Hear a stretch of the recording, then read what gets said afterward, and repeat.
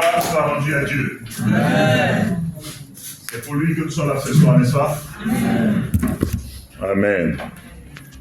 Bienvenue donc à notre culte de mi-semaine.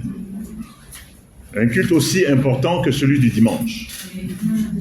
N'est-ce pas, frères et sœurs? Amen.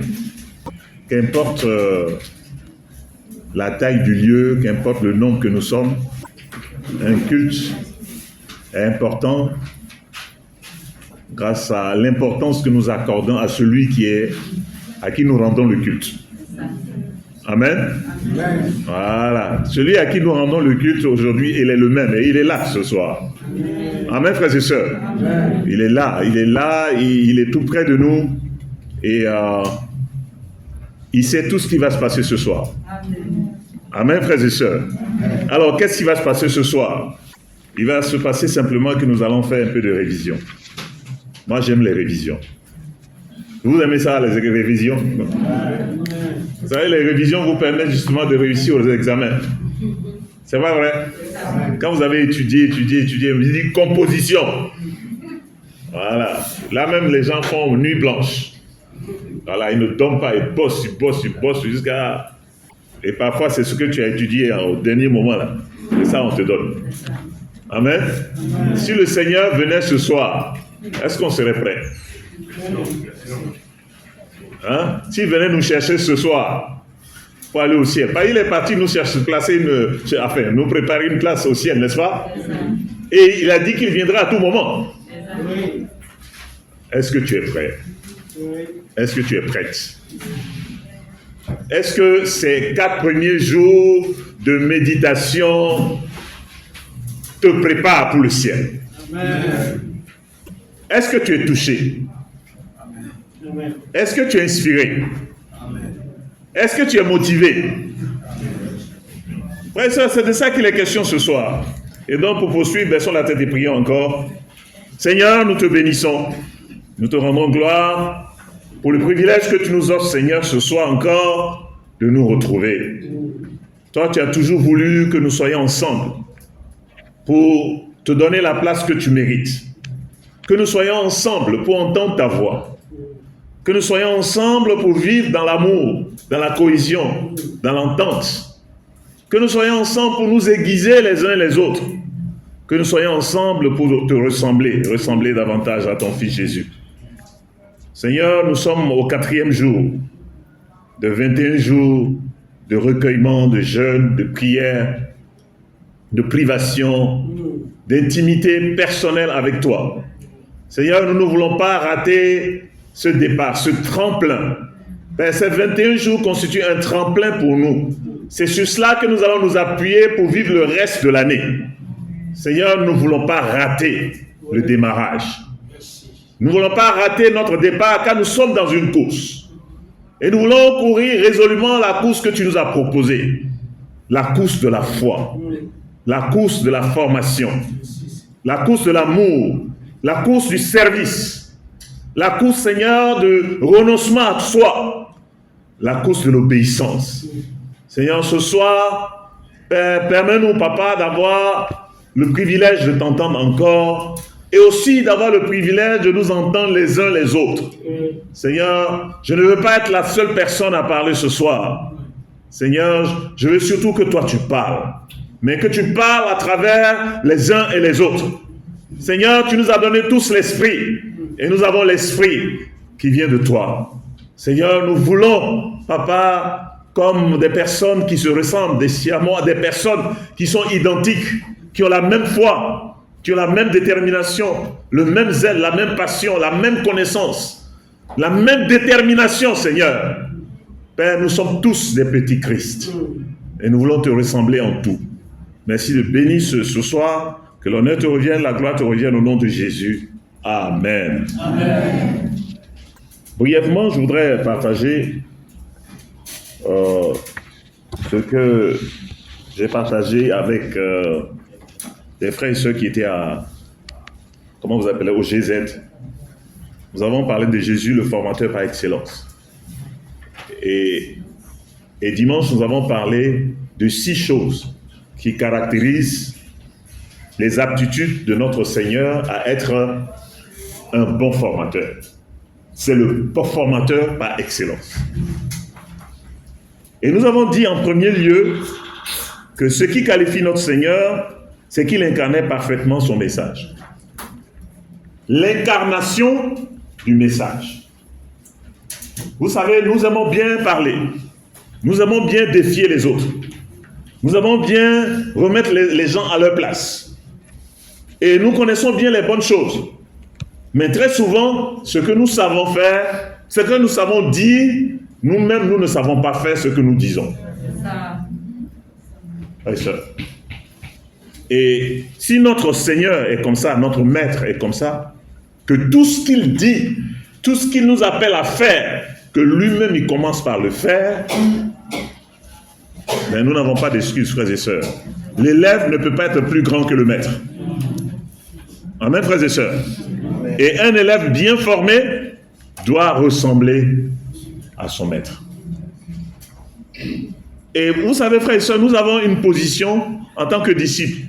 Il y a beaucoup de choses que nous savons. Moi, je suis arrivé à l'église du Christ avec des questions sans réponse. Voilà. Il y a beaucoup de personnes qui ont la Bible, même qui ne connaissent pas la Bible. Mais il y a beaucoup de personnes qui savent ce qui est écrit dans la Bible, mais qui ne vivent pas ce qui est dans la Bible. Donc c'est ce que nous avons connu quand nous étions religieux, pendant des années. Frères et sœurs, pendant des années, c'était comme ça. Tu parles beaucoup, mais tu agis moins. Et tu n'es pas en harmonie avec ce que tu dis. Mais nous avons un maître incroyable, extraordinaire, qui est venu nous faire la démonstration de ce qu'il a enseigné. Vous savez tous que le message chrétien tourne autour d'un seul défi. Qui connaît? Quel est le défi de toute la Bible? Le défi de toute la Bible. Ouais? C'est vrai? Ouais, mais en quoi? En quoi spécialement? Oui? L'amour! L'amour! Tout le message de Genèse à Apocalypse, c'est l'amour. Tout est amour. S'il y a quelque chose que vous faites et il n'y a pas l'amour derrière, c'est zéro. C'est bouffe-loto. Ça ne sert à rien.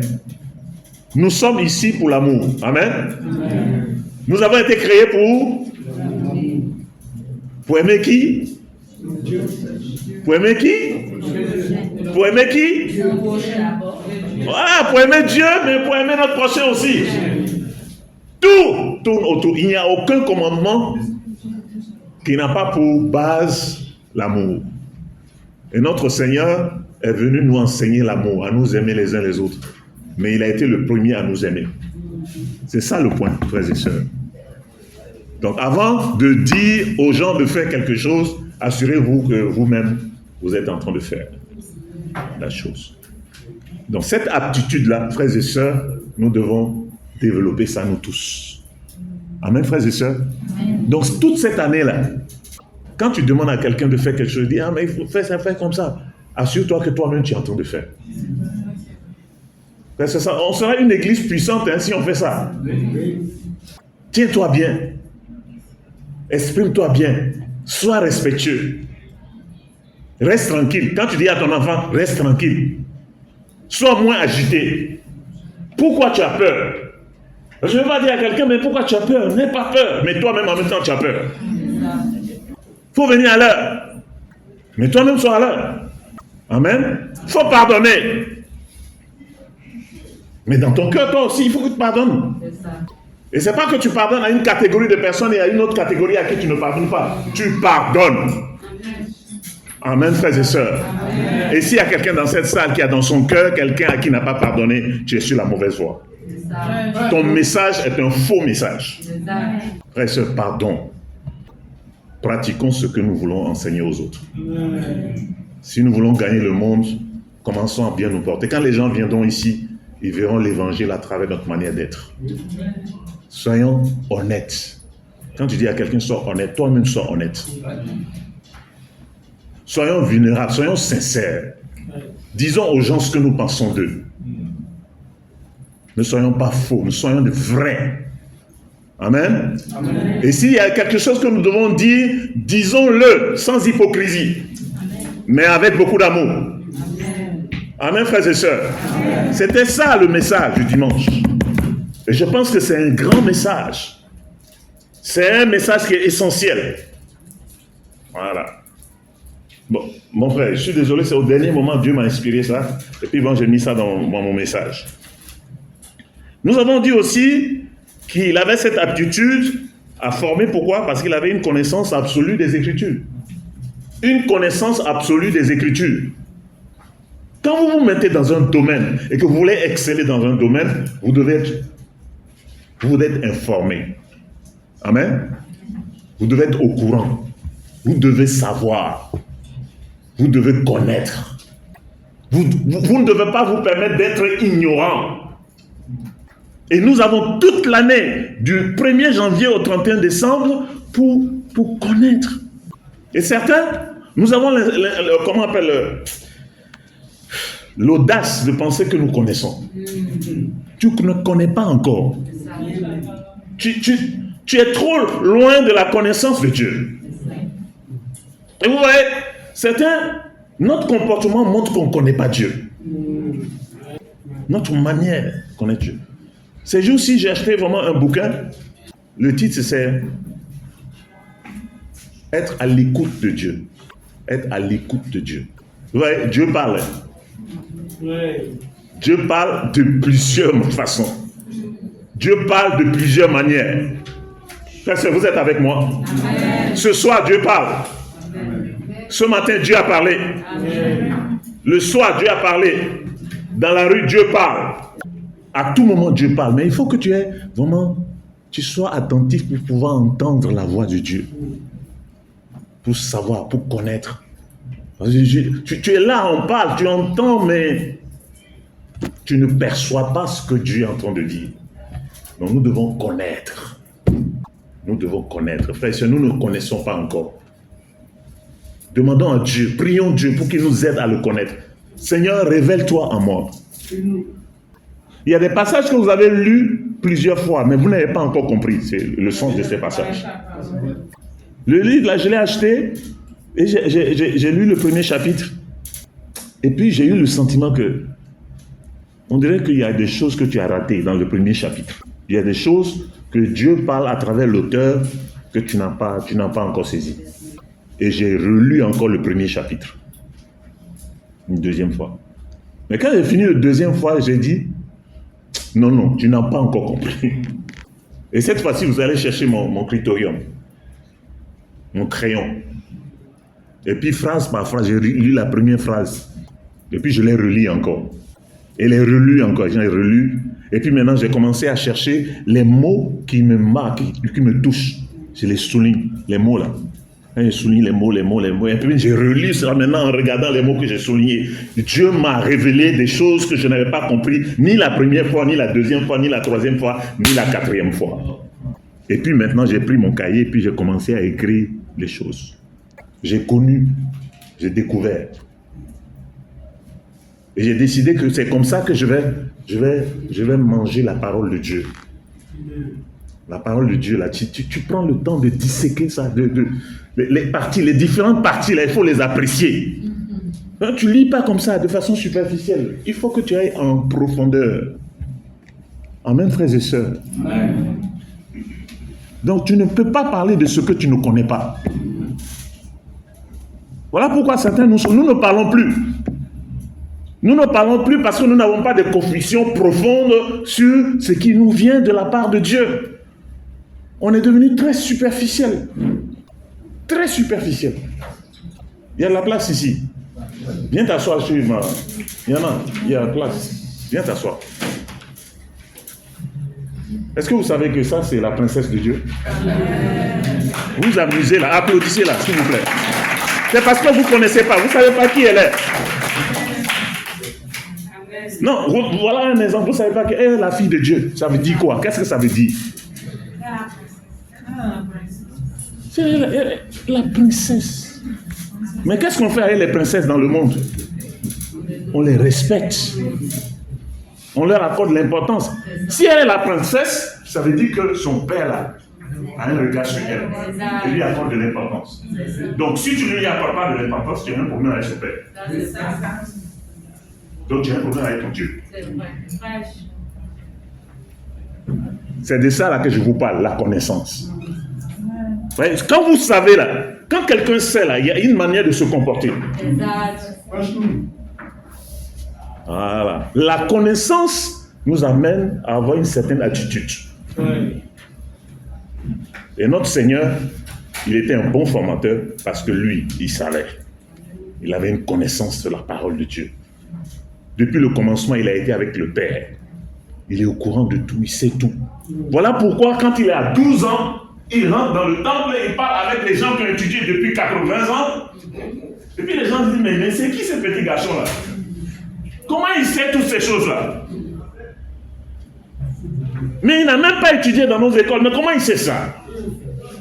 Frères et sœurs, pardon, dans notre intimité, allons à la recherche de la connaissance. Moi, j'ai tout le temps soif de connaissance. Et nous avons le privilège d'avoir, dans notre commune ici à Treichville, une très belle librairie qui s'est enrichie à travers les années. Une librairie chrétienne. Moi, je la connais depuis 30 ans. Je la connais depuis 30 ans. C'était une librairie qui n'était pas assez enrichie. Mais ces dernières années, ils ont commencé à traduire des bouquins écrits par des gens en anglais. Je vais vous dire, il y a beaucoup de choses qui sont écrites en anglais. Malheureusement, comme ce n'est pas notre langue, on ignore beaucoup de choses. Des gens qui ont vraiment eu du temps avec Dieu, qui ont été en profondeur avec Dieu.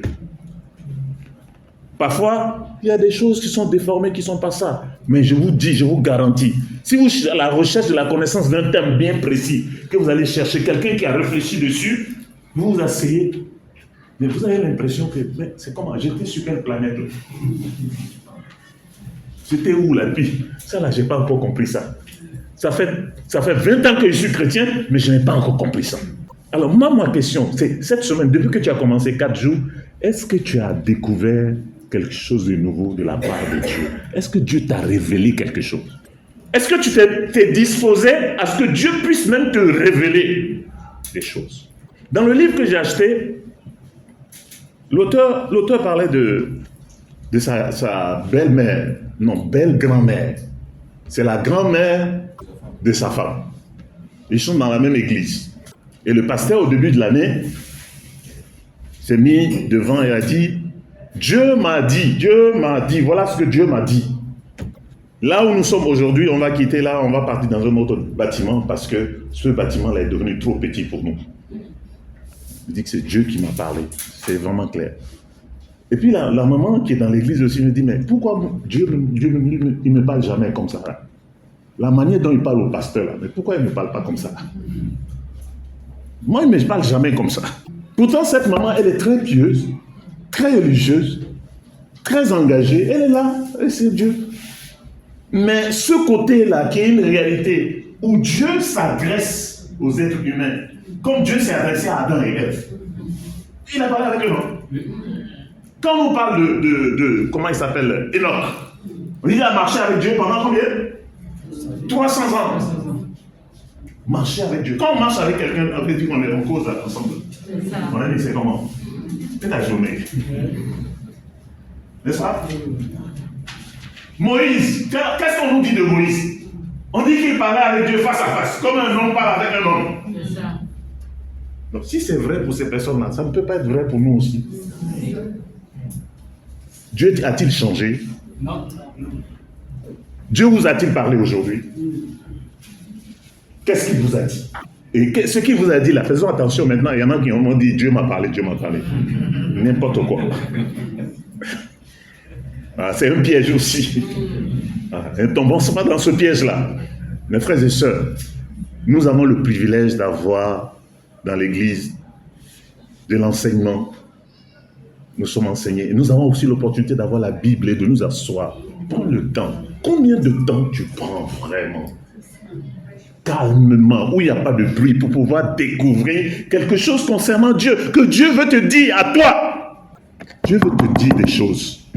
Cette année, Dieu veut te parler. Et il y a des choses qu'il ne te dira que toi, à toi seul. Qui ne dira pas à quelqu'un d'autre, mais c'est à toi qu'il veut dire. Parce que tu es la personne à qui peut régler le problème. Même dans l'église tout entière. Ouais, Dieu nous regarde et regarde chacun. Il a déposé quelque chose en nous, chacun, des talents, des capacités. Et il veut agir à travers nous. Oui. Mais comment il peut agir à travers nous si on n'est pas disposé à l'écouter, à savoir et à connaître? Donc notre Seigneur, il était apte parce qu'il était en harmonie avec ce qu'il enseignait. Mais deuxièmement, parce qu'il connaissait la vérité. Pardon, ne soyons pas ignorants. On ne peut pas être à l'église du Christ et puis être ignorant. Cette église est connue pour sa connaissance. Moi, quand je suis arrivé à l'église, j'étais vraiment émerveillé. Les sœurs. Mon premier contact avec l'église, c'était une causerie biblique. Je suis assis, on m'a invité au plateau. Je suis assisté à une causerie biblique. Je suis venu, pareil que je suis, je n'avais pas de ma Bible. Mais elles sont venues avec leur Bible. Et quand celui qui dirigeait la causerie biblique a dit, on ouvre à tel passage, elles ont fait elles ont trouvé le passage. Et au lieu de le lire, elles ont pris ça pour me donner. Mon ami, il faut suivre. Il faut connaître. Quand tu connais l'adresse, tu sais, quand tu connais l'adresse, là où on va chercher ça, non? Il y a des choses que tu ne peux trouver qu'à Belleville. C'est comme ça, Madame Nguesson. Voilà, si tu cherches là, tu vas au marché de Belleville, tu vas trouver. Mais il y a des choses que tu ne peux pas trouver à Belleville, mais que tu vas trouver au forum. C'est pas ça? C'est ça. C'est pas ça, Eliane. Eliane, c'est ma nouvelle servante. Voilà. Elle est très gentille, elle prépare bien aussi. Elle est en train d'étudier la Bible. Voilà. Donc, quand tu as besoin de quelque chose, tu sais où là où se trouve, tu vas chercher ça là où tu peux trouver. Amen. Amen. Mais il faut connaître aussi le chemin pour y aller. Certains, jusqu'à maintenant, là, vous faites ventilateur pour trouver les passages. Certains, mais vous n'avez plus de ventilateur. Vous n'avez plus de pipe. Maintenant, c'est portable. C'est plus très facile pour aller trouver. Au point où tu ne sais plus où ça se trouve. C'est la Bible, c'est ton portable maintenant qui connaît le chemin. Donc, frères et sœurs, ces deux premières choses-là sont importantes. C'est parce qu'on connaît qu'on peut maintenant dire aux gens ce qu'on connaît. Mais ce n'est pas seulement le fait de connaître, c'est parce que nous-mêmes, nous sommes en harmonie avec ce que nous connaissons. Amen. Amen.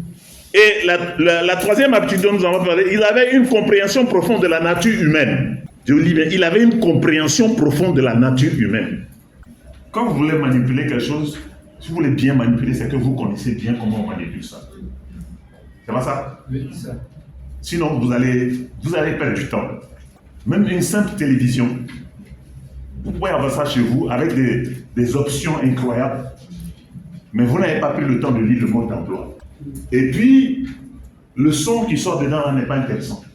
Même dans les voitures, vous voyez dans les voitures là, le poste qui est là et qui joue la musique là, il y a un petit bouton là qui change le type de son que vous avez. Vous pouvez vous appuyez et puis il y a plus de basse. Vous appuyez, il y a plus de son aigu. Vous appuyez et puis ça fait un peu jazzy, c'est plat.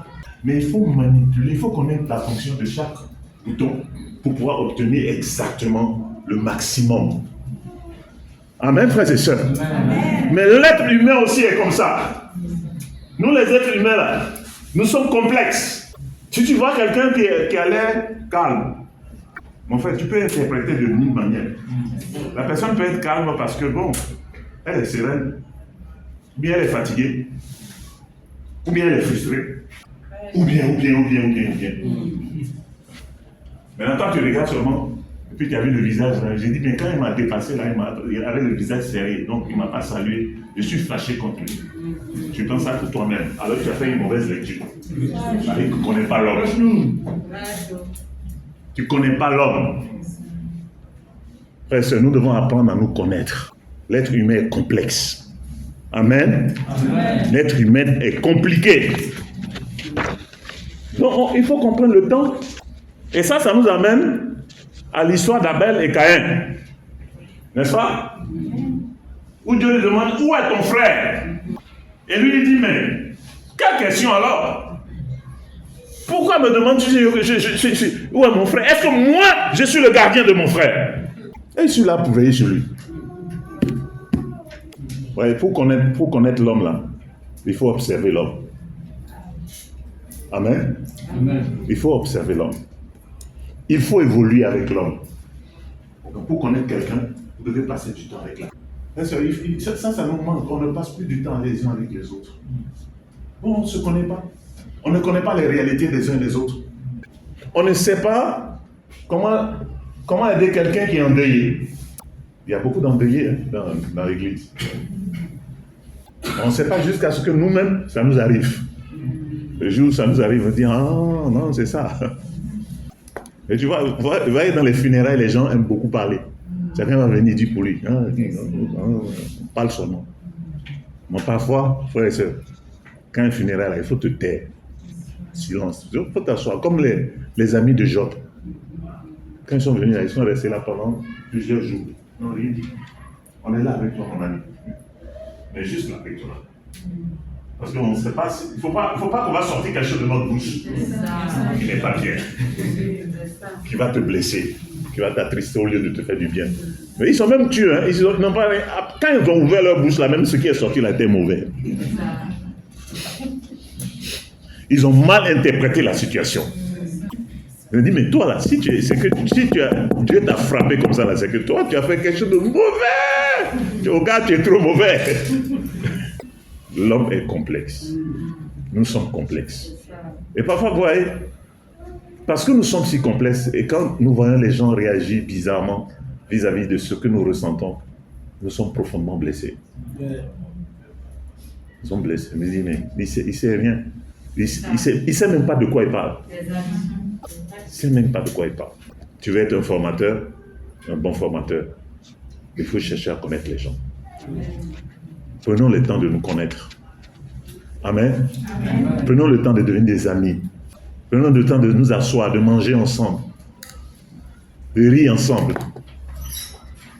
Tout ça, c'est la formation. Et c'est une bonne base pour la formation.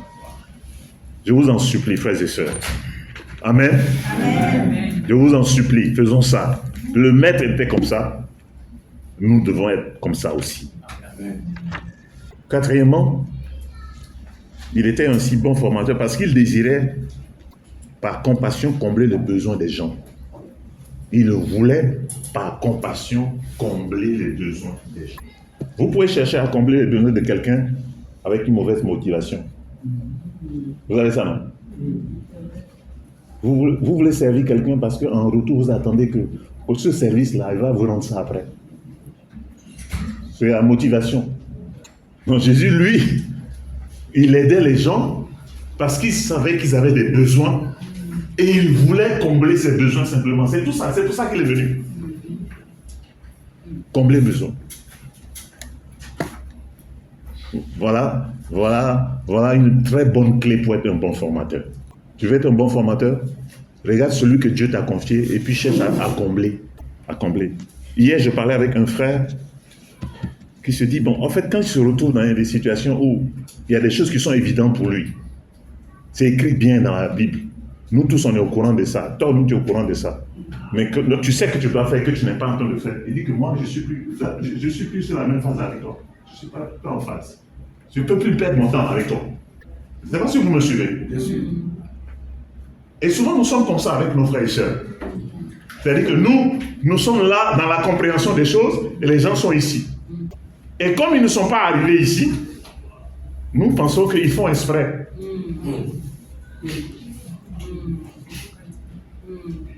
Nous pensons qu'ils sont exprès. C'est un peu comme une mère ou bien un père qui a son enfant, un bébé de 6 mois, et puis qui lui donne la cuillère et puis il dit, il faut manger, mais il ne faut pas que la nourriture tombe par terre. Vous voyez, non? Mais nous tous, nous sommes passés par là. C'est des étapes. Tu apprends, tu fais jusqu'à... Tu vas être rodé dedans. C'est pas ça? Oui. Donc nous avons besoin d'être patients les uns avec les autres. Tu veux combler les besoins de quelqu'un, c'est son besoin que tu veux combler. Tu veux qu'il mange. Bon, seulement qu'il mange, mais il verse la nourriture.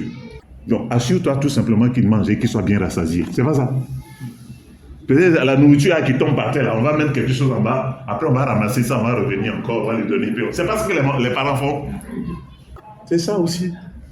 Donc quand on a la responsabilité de former quelqu'un, la personne peut ne pas faire exactement comme on veut, mais nous devons être patients parce que nous sommes là pour combler un besoin. Amen. Est-ce qu'on est ensemble? Amen. Nous sommes là pour combler les besoins. Nous ne sommes pas là pour que les gens nous satisfassent. Pour que les gens fassent les choses comme nous on veut. Nous sommes là pour combler les gens, pour que les gens soient contents. Amen. Amen. Voilà, que les gens soient servis, que leurs besoins soient comblés. C'est ça un bon formateur. Un bon formateur comble les besoins de celui qu'il forme. Par compassion. Ça veut dire quoi? On peut ramener ça à ce qu'on a dit au début. Compassion, c'est quoi? Voilà. Oui, l'amour est pas. Rien ne peut se faire sans l'amour. Oui, si ce n'est pas l'amour là, tu vas pas être patient. C'est pas ça, on dit l'amour est. Le vrai amour est patient. Donc si tu n'es pas amour, si tu n'es pas patient, c'est que tu n'es pas amour. Donc il faut te remettre en question. Tu dois te remettre en question. Tu dois te dire, ah bon, c'est pas encore arrivé, je ne l'ai pas aidé comme Dieu voulait que je l'aide. Je n'ai pas encore fini. Je dois fournir des efforts. Je dois faire des sacrifices. Je vais faire des sacrifices parce que j'aime. Comme notre Seigneur l'a fait d'ailleurs. C'est pas ça? Il est venu pour combler nos besoins jusqu'à mourir à la croix. Jusqu'à l'agonie. Une souffrance extrême. L'amour vrai, c'est l'amour qui est prêt à donner sa vie pour les autres. Amen, frères et sœurs. Amen. Cinquièmement, il avait la maîtrise technique de l'art d'enseigner. Non, j'ai dit quatrièmement, et puis maintenant je suis cinquièmement. Voilà. Cinquièmement, il avait la maîtrise technique de l'art d'enseigner. Il y a une manière d'enseigner. Il y a des gens qui ne savent pas enseigner. Enseigner, ça s'apprend. C'est de l'art. Amen. C'est de l'art. Est-ce que vous avez constaté que Jean-Luc joue mieux les instruments? Oui. Vous avez vu ça? Vous avez constaté ça ce soir? Moi, j'ai constaté ça. Mais quand vous avez constaté, quelle a été votre attitude? Est-ce que vous êtes admiratif? Oui. Maintenant, est-ce que vous avez rendu gloire à Dieu pour ça? Alléluia. On devait rendre gloire à Dieu. C'est beaucoup d'efforts. C'est depuis des années. Hein? Moi, je me souviens quand l'école finit, il vient et puis depuis cette île, moi je me souviens de cette île. Vous vous souvenez? Oui. Depuis cette île, ça fait combien d'années? Persévérance. Tout le monde peut y arriver. Même ceux qui pensent qu'ils ne peuvent pas peuvent y arriver. Donc il faut que tu entraîne-toi seulement. Tu fais erreur. Non, on dit c'est pas ça. Non, c'est pas ça. Il faut faire encore. Comme tu fais. L'habitude là. Tu vas faire et puis tu vas même pas regarder. Avant il regardait, maintenant il regarde pas. Il ne regarde pas. Un chant il est. Le pied, l'index, il sait où ça va. L'être humain est extraordinaire. Vous êtes extraordinaire. Acclamez-vous.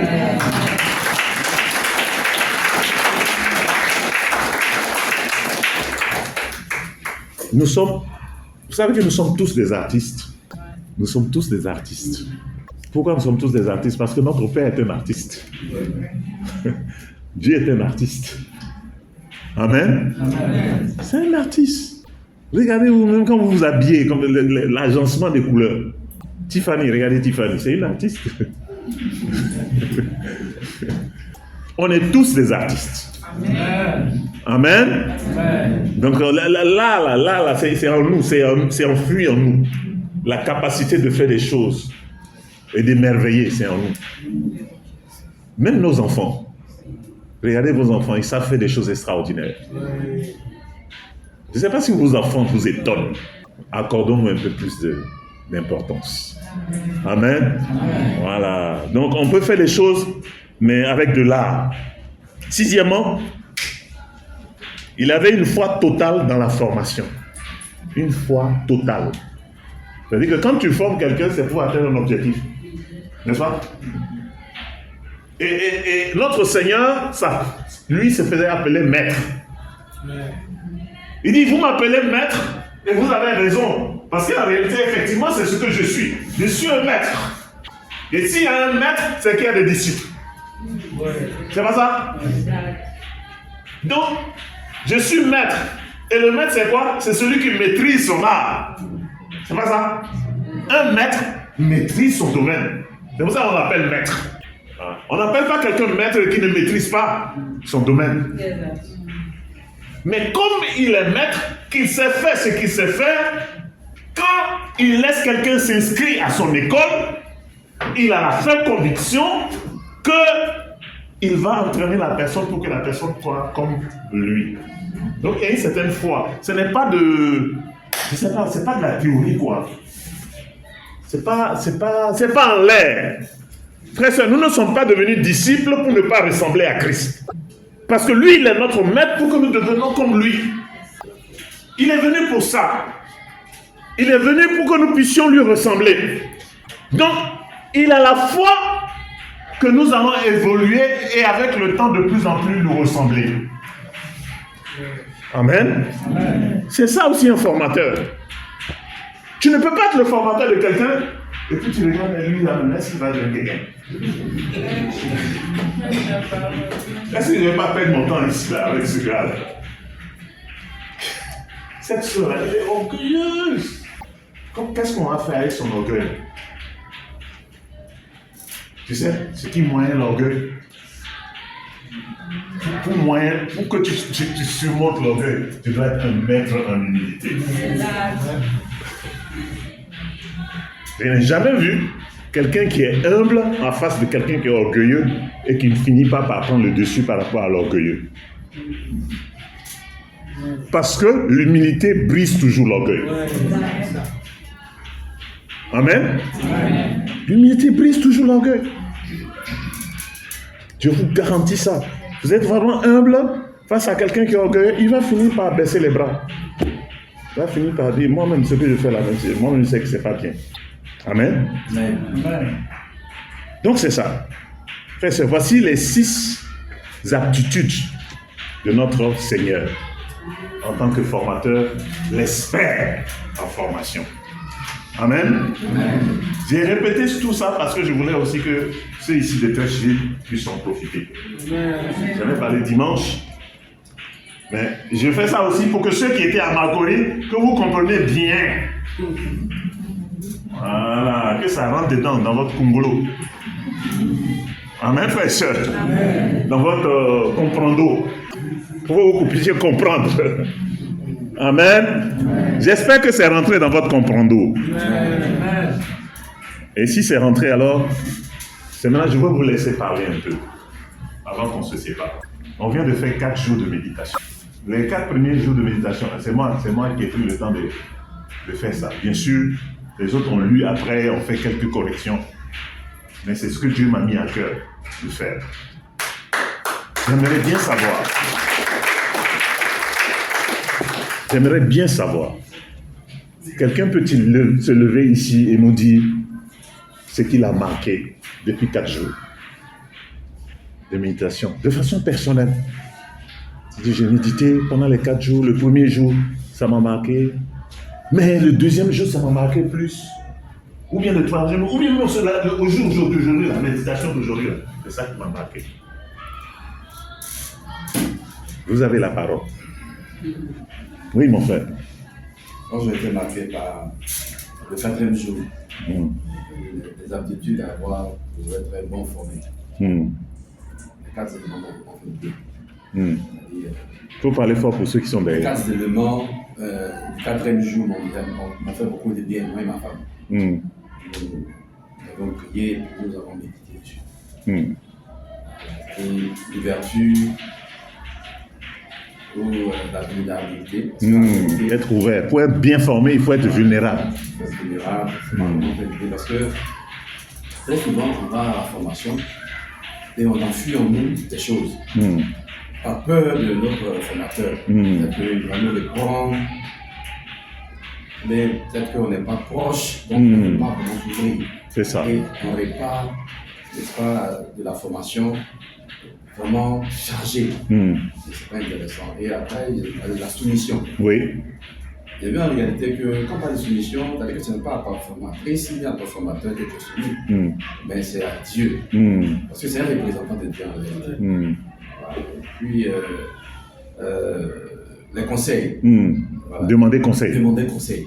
Et je pense qu'on a lu un passage, je vais oublier les références, que par manque de conseil, les projets échouent. Les projets échouent. Voilà. Et en dernier lieu, on a parlé du fait d'imiter nos formateurs et nos formatrices. Et ça m'a beaucoup aidé, moi et ma femme. Parce que très souvent, en tant que disciple, peut-être que, bon, ça arrive maintenant peut-être, celui qui te forme, là, non seulement tu as âgé plus que lui, mais souvent même spirituellement. C'est-à-dire que, moi je sais que j'ai formé des gens plus âgés que moi. Ou bien il est petit, c'est ton petit frère. Mais tu t'es dit, mais c'est-à-dire que si tu n'es pas un, comme tu l'as dit, c'est-à-dire que tu n'es lui là, c'est qui? En réalité, si ce n'est pas l'église, là, lui, je ne vais pas me parler comme ça. Mais en réalité, ce n'est pas à lui. C'est-à-dire qu'il faut l'imiter, au fait. Il y a des choses qu'il sait faire que tu ne sais pas faire. Il faut l'imiter. Et c'est clair, le passage dit que, en réalité, ne regarde pas ses défauts, mais regarde à ce que tu peux puiser en lui spirituellement. Voilà, parce qu'en réalité, Jésus forme, mais en réalité, Jésus forme au travers des hommes qui marchent dans ses pas. Donc lui, c'est Jésus que tu vois comme ça. Donc il faut vraiment, il faut être humble pour pouvoir l'imiter. C'est bonne chose. Amen. Amen. Oui. Maman Raoul. Tout m'a marqué, premier, deuxième, troisième, je vais parler du jeu. Il faut l'ouverture. Quand tu confesses, toi-même tu es content parce que tu vas recevoir des conseils auprès de ton formateur ou de ta formatrice. Et tu es libéré. Et tu deviens une personne jolie. En ce moment, le péché n'est pas vraiment de tes contrôles. Oui. Parce que quand tu ne le confesses pas, le péché est là. Donc tu es lourd. Ouais. Ce qui m'a marqué encore, il dit. Il parle de l'humilité. Parce que quand tu es humble, la personne qui est en face de toi, tu es en train de voir qu'il est petit, qu'est-ce qu'il connaît, qu'est-ce qu'il peut m'apprendre. Mais l'humilité fait que tu écoutes cette personne parce que tu sais qu'il y a quelque chose à apprendre de cette personne. D'accord. Et puis aussi, il a parlé de la sagesse. Je sais que tout à l'heure tu as dit, vous méditez ce que Dieu vous parle. Je sais qu'en début d'année, quand j'ai commencé à faire, comment on appelle ça, il y a tout et tout, j'ai demandé à Dieu, donne-moi la sagesse. Et quand j'ai ouvert le passage aujourd'hui, la formation dit la sagesse. Et il m'a parlé du proverbe, j'ai dit un peu. J'ai dit à Dieu, tu peux revenir après les 21 jours, méditer le livre du proverbe. Tu te laisses former et tu apprends de Jésus, tu acquiers la sagesse, parce que c'est Jésus qui est mon maître. Et à travers lui, je pourrais apprendre beaucoup de choses. Amen. Amen. Merci beaucoup. Nous parlons du 4e jour. Alors, est-ce qu'il y a un premier jour, deuxième jour? Est-ce qu'on peut avoir deux autres interventions par rapport à ça? Ça veut dire qu'il faut qu'on y aille. C'est pas grave, on va arrêter alors. Tu disais tout à l'heure quelque chose, le fait d'être ouvert et vulnérable. Il y a quelque chose qui se passait dans mon cœur depuis l'année dernière. Ça concerne les statistiques de notre secteur. Desi Kofi est chargé de faire toutes les statistiques de l'Église. Mais depuis l'année dernière, j'ai remarqué que le chiffre que l'Église a là-bas avec le chiffre que j'ai ne correspondait pas. Et je fais tout et puis je cherche. Maintenant, je cherche les noms. Il dit, peut-être il y a des gens qui sont partis et puis on les a enlevés de la liste et puis on les a oubliés sans... Je cherche seulement. Mais il y a des personnes, bon, on les a considérées chutes, mais on ne les a jamais enlevées sur la liste. Donc, il y a un écart de 11 personnes, 11 membres. J'ai fait tous les calculs, je fais tout. J'ai prié, j'ai même jeûné pour que Dieu puisse vraiment me montrer est-ce qu'il y a des personnes que j'ai oubliées. Donc ça fait pratiquement plus de 2 semaines maintenant que je suis sur la liste des membres de l'église. Et puis, finalement, j'ai dit, il faut que tu sois humble. Il faut que tu confesses, que tu dises que le chiffre que tu as chez toi ici, là, ça ne correspond pas au chiffre qui est là-bas. Dis ça humblement. Donc j'ai appelé Desi. J'ai dit, mon frère, je vais te confesser mon cœur. Et si tu vois même que parfois je suis en retard sur les statistiques, là, c'est aussi une des raisons pour ça. Voilà. Donc il y a un écart. Le chiffre que vous avez là-bas au centre central, avec le chiffre que j'ai ici, il y a un écart dessus. S'il faut qu'on décide de faire 11 chutes, il faut qu'on ait le courage de pouvoir le dire. On ne peut pas dire qu'on est tel nombre alors qu'on n'est pas ce nombre-là. Voilà. Et puis il m'a dit, pasteur, toi même tu as eu le courage de parler, mais moi aussi j'ai le même problème. J'ai le même problème et je vais te dire, il y a beaucoup parmi nous qui ont le même problème. Vous voyez? Donc en fait, je me suis libéré et puis ça l'a libéré. Et puis quand j'ai fini maintenant, on avait une réunion du groupe de direction. C'est lui le responsable. Mais il y a un vrai responsable là-bas, Kinimo, tout ça là, et le groupe de direction. C'est eux là. C'est le groupe de direction. Bon, j'ai dit à Desi, mais est-ce que je vais parler maintenant aux autres là? Donc on a fait réunion, on a même à peine commencé la réunion. J'ai dit les gars, avant qu'on commence la réunion, j'ai quelque chose à confesser encore. C'est ça. Donc j'ai parlé à Desi, mais je vais vous parler. Frères et sœurs, libérons-nous des choses, des fardeaux qui nous pèsent. Il y a des choses qui nous empêchent d'être nous-mêmes. Et puis on donne l'impression, non, ça va, oui, ça va, mais ça ne va pas. Tu as mal à la tête. Il faut dire que tu as mal à la tête. Tu as mal au ventre. Peut-être quelqu'un a une solution pour ça, pour ton mal au ventre. Soyons ouverts. Amen. Libérons-nous. Et que Dieu nous bénisse. Bonne soirée.